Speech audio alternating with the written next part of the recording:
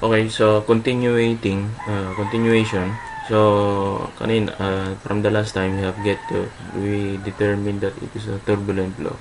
Now using the Moody's diagram, so we can plot the value. So you have the Reynolds number of 1.5 times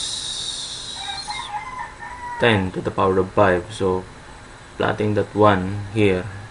Okay, so this is ranging, so portion this is 10 to the power of 5. So starting from here, 1, 2, 3, 4, 5, 6, 7, and 8. Okay, so pinlat natin yan with the corresponding relative roughness. Now, to get the relative roughness, so we have the equation here. So nakita nyo naman yan. So it's the same equation I'm using. So dito E, so the value of E nakukuha dito sa table na ito. Okay, from here.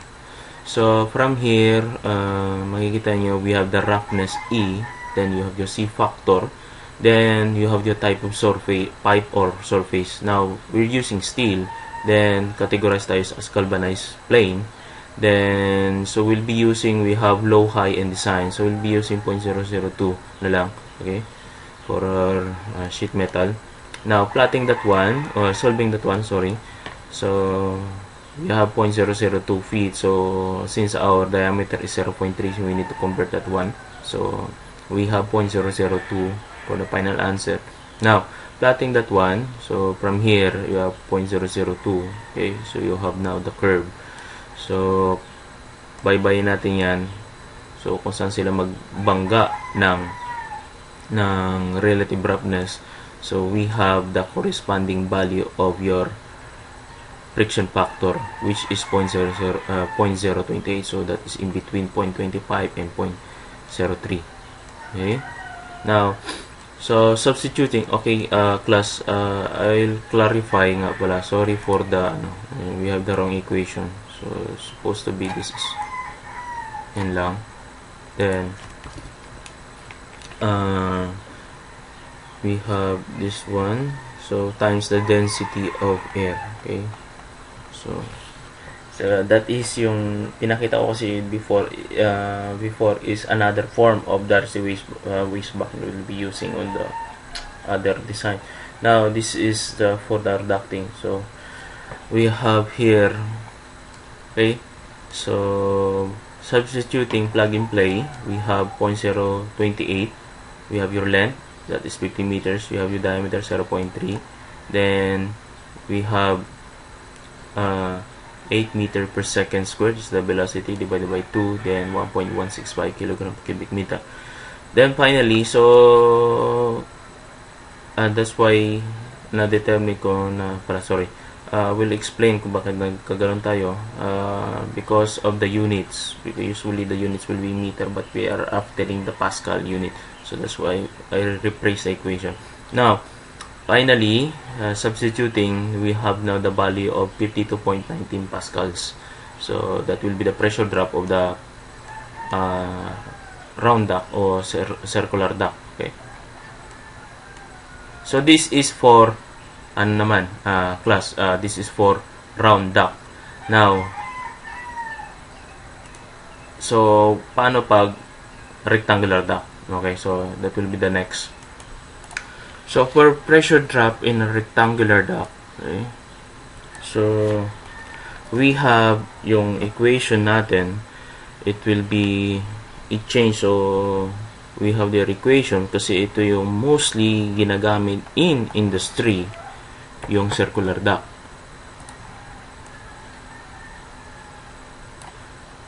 So, ito yung mostly na palaging ginagamit, makikita nyo yan, palaging yan ang makikita ng sizes ninyo, circular duct, because yun na nga yung advantages niya in terms of tawag dito yung consuming spaces.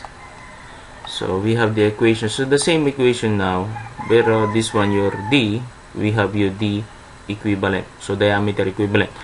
Now, so the same also yung kaninang equation, but we have the D equivalent. So, D equivalent natin, so that is an equivalent. So, that is equivalent from circular to rectangular duct. So, we have your equation of 4 times the cross sectional area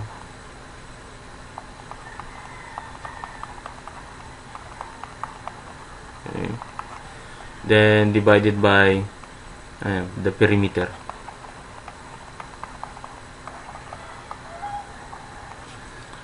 So yung D equivalent natin, this can be expressed as here we have 4 times A times B divided by 2A plus B. So it can be reduced as 2 times A times B, A plus B, where the value of your A and B, if you're going to draw the circular duct, okay, if you have your circular duct, okay, so yung A natin, so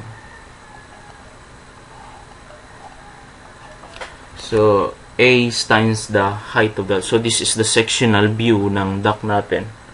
Sectional view, if you're going to ano yan, para madaling ma-distinguish. If you're going to have the sectional view of the duct, so ganyan yan. So this will be the value of your A. So this is the height of the duct. So this is your A, okay, or height. Then we have yung width from here. So this is your width, okay, width of the duct. So your D equivalent, so that is from converting rectangular duct going back to the circular, kaya nagkaroon tayo ng D equivalent. So yun ang naman pinagkaiba, okay. Okay, so ang pinagkaiba lang naman, so again, we'll be using again the process katulad ng ginawa natin nung kanina. Okay? So it's the same process also, the same workflow. But if you're using rectangular duct, yung D equivalent niya, ito yung gagamitin natin. So take note, kung rectangular duct, so ito ang gagamitin nyo. So from starting kung A and B, in order to come up with a solution. Okay? So take note, ito yung gagamitin natin ng value ng D. So, the same also process ng gagawain natin. Same also process. Okay? Take note of that one.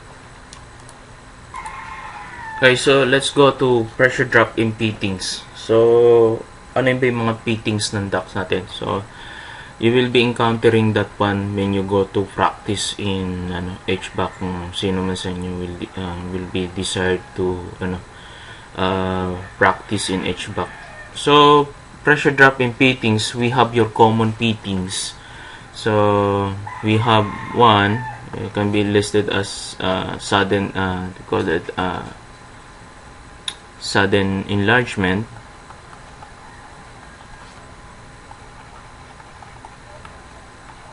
Okay. So sudden enlargement, so ano ba itsura niyan? So we have here your top view of your duct. So bigla, if you have your flowing of air here, then sudden enlargement, so nagkakaroon ka ng ganyan. So you have the flow dito lang. Okay, so if we have a section ng duct, so from the small diameter, size, so let's say for example this is 30 cm by 30 cm, then you will be increasing into 100 cm by 100 cm. So that is sudden enlargement.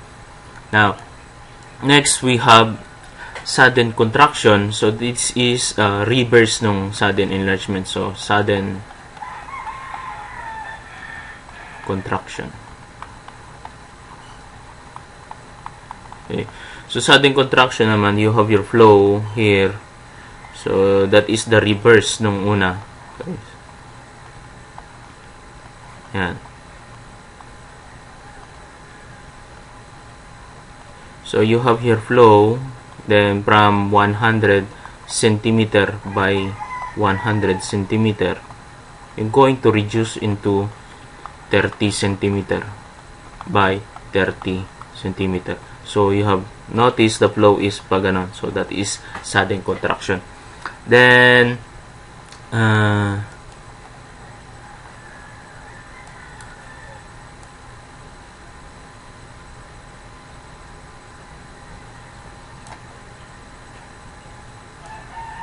so next we have elbows.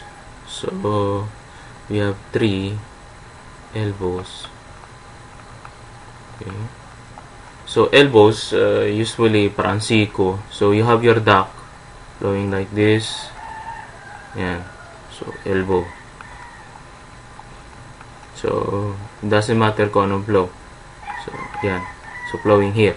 So I'll show you from the previous drawing. So makikita nyo dun sa previous drawing there are elbows. So this is the elbow. Ang fittings ng elbow, ito yan. Okay. Elbow. Now, next we have dampers. 3. We have dampers. So dampers. So dampers, we have this one. Okay. So this is we call it itong isa. So this is a fire damper. So this one, yeah. Fire damper. So this is a fire damper, tawag doon. So the main purpose of the fire damper, okay. So we have yung tinatawag na fusible link. So may encounter nyo yan later on. Fusible link. So this fusible link is at 90 degrees, and so usually that is 50 or 60 degrees rated. Okay. So 50 or 60 degrees rated. So the main purpose of this one is to isolate the places with the area with the fire. Okay. So for example, I will show you. We'll discuss this one. So we'll continue to discuss this one. So the main purpose of the fire damper. So if we I will show you in a drawing. Okay, so going back yung drawing kanina.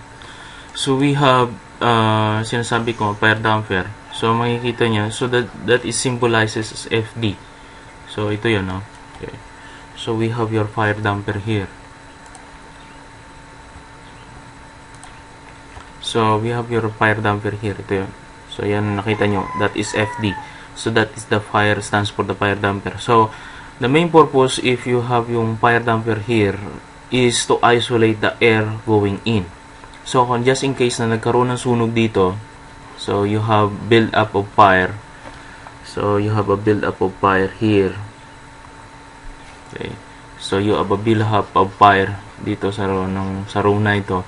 The main purpose of using the volume damper, so since this one is, let's say, nag-build up na more than 60 degrees, so yung fusible link mo, yung fusible link na yan, so this is the fusible link. So itong part na ito, which is spring loaded. Okay. So once na nagkaroon ng build up yung room above 60 degrees, so those fusible link natutunaw. So once na natutunaw yung fusible link, so this is parang katulad ng roll up. So bababa ito hanggang dito. Okay. So it will be pulled yung spring loaded na yan, it will cover all these places lahat nung yung area. Now, so it will completely, not completely, but it will be closed. Okay. So yung supply ng hangin mo dito will be lesson. So not totally ba, kasi usually in tuloy-tuloy yan, even may sunog, tuloy-tuloy mag-supply. Now the main purpose is to cut the supply of air inside the room. So alam niyo naman what are the elements of fire that we are using in if you can still remember the elements of fire. So we have your fuel, so air, and so you have your start on fire. So we have only 3. So tanggalin mo ang isa diyan, it will completely eliminate the fire or lessen the So that's why yung supply ng air will be lessened yung fire damper mo yan, tawag dito, will be lessen yung supply ng air dito sa room na ito, kaya malilesen yung combustion process ng air. And also, siyempre it is closed. Now, usually, sometimes there are instrumentations in control na pag nagkaroon ng fire, automatically it will shut down your EHU.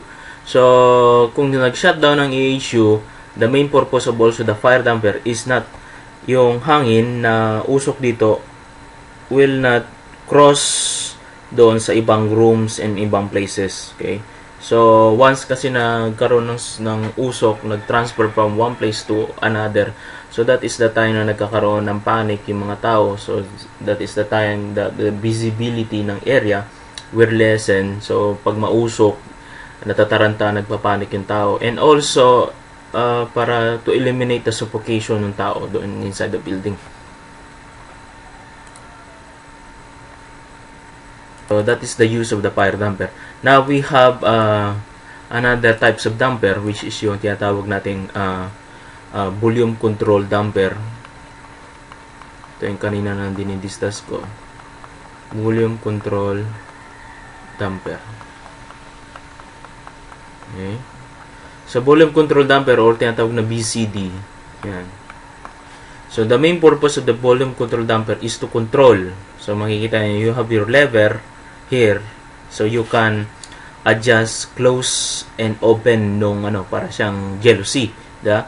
So ito yan, so that is the BCD. So ito yan, mapapansin niyo, you have your BCD here, ito meron din, ito meron, ito, you see that all the branches we have BCD.